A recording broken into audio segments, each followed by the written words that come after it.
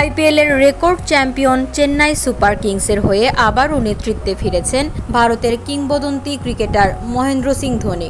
নিয়মিত অধিনায়ক ঋতুরাজ গায়কোয়াড়ের কনুই ভেঙে আইপিএল 2025 থেকে ছিটকে যাওয়ায় দলের হাল ধরতে ফিরে এলেন ক্যাপ্টেন ধোনি।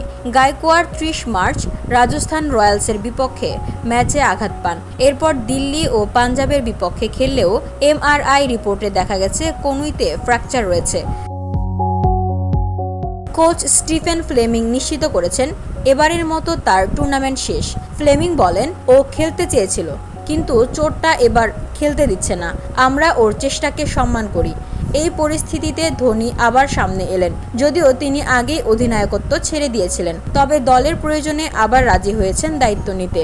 ফ্লেমিং বলেন, ধোনি এক মুহূর্তও চিন্তা করেনি, জানে এখন ওকে দলে দরকার। চেন্নাইয়ের মৌসুমটা এখন পর্যন্ত ভালো যাচ্ছে না। 5 ম্যাচের 4টিতেই হার।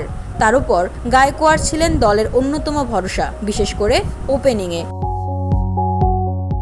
ধোনি এখন পর্যন্ত চেন্নাইয়ের হয়ে 235টি ম্যাচে অধিনায়কত্ব করেছেন। 5 বার শিরোপা জিতিয়েছেন দলকে, আরও অনেকবার নিয়ে গেছেন ফাইনালে।